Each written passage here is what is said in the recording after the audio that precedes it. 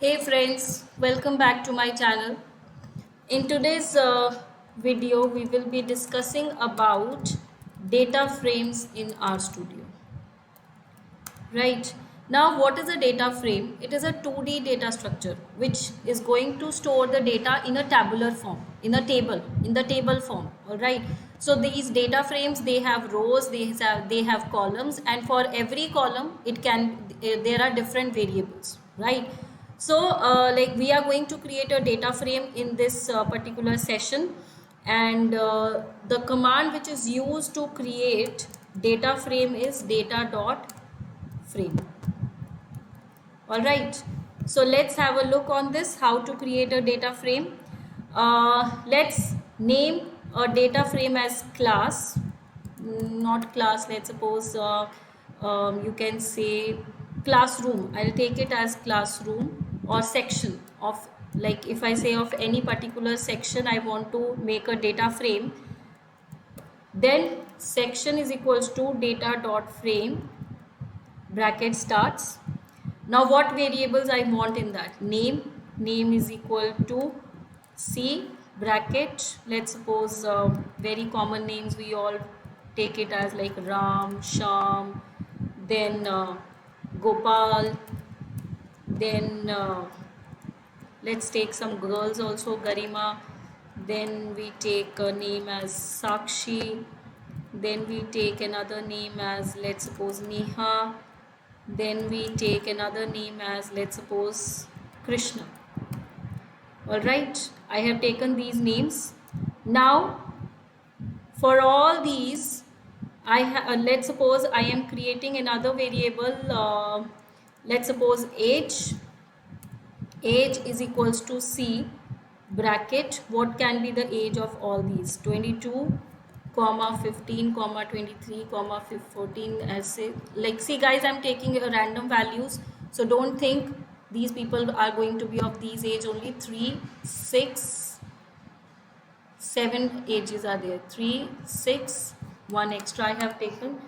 Next variable, which let's suppose I will take as gender, is equals to C. Then obviously it is going to be a character, male comma male comma male comma, Garima is going to be a female comma female comma, then again female comma, then male. So when I'll execute this whole section of command, it is saying unexpected error, unexpected symbol. Now where I have done the mistake, it is like age is equal to unexpected symbol Krishna. So it is going to be, all right, let's suppose I think I have not added the commas over here, comma, then again comma, and let's see now if the error gets removed. All right, so this error got removed. I did not put the comma after the column, that is why it gave me like this. So I am going to print this section data frame which I have just created. So now you can see it is in the tabular form, right? So name, age, gender, in the above example this we have used this and we have done that. Fine. Now the data is represented in the tabular form. Now what if you want to access the data from the data frame? Fine. Now if I say I want to print I want to print the section first column. So it has displayed me the first column, right? Now there are different ways to do that. Print section $1, not one, sorry, it is going to be the name. So it has printed like this. Another, it can be print section square bracket inverted commas name and you'll do that, it is going to do like that also, right? So it is displaying you the values like this. Now when you have to do combine the data frame, combine data frame, that can be done using rbind command. Rbind command is used to combine data frames vertically. It combines two data frames vertically, right? And if I use cbind, it is going to combine horizontally. Two data frames will be combined horizontally. All right. Now let's see that. Now let's create one data frame D1 data.frame in which I have a variable name is equals to C bracket Ram comma Sham, right, comma, and their age is equal to C 22 comma 15. All right, this is one data frame I am creating. ठीक है. The second data frame D2 data frame name is equal to C bracket let's suppose Gopal, then Seema. All right, these are the two. Another one, age is equal to C 23 comma 24, let's suppose like this only.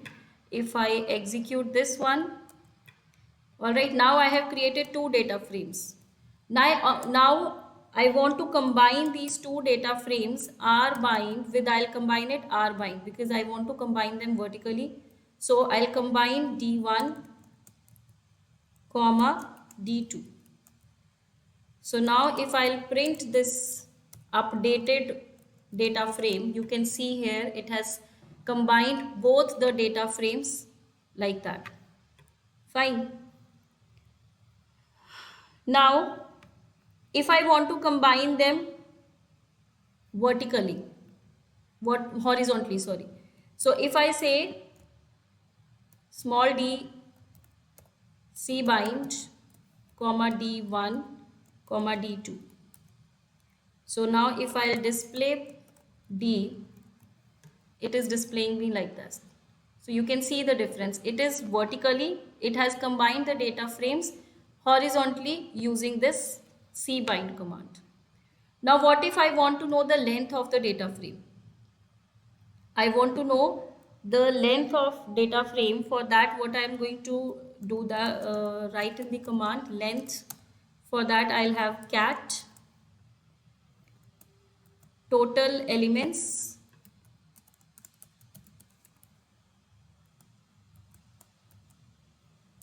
length of D,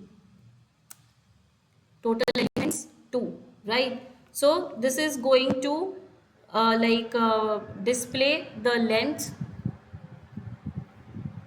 using this command. All right, so in this session we have discussed about how to create a data frame, how to combine the data frame horizontally as well as vertically, how to access any column value, and how to find out the length of the data frame. All right, so if you people understood this video, this session, then please do subscribe to my channel and share this video as much as you can. Thank you.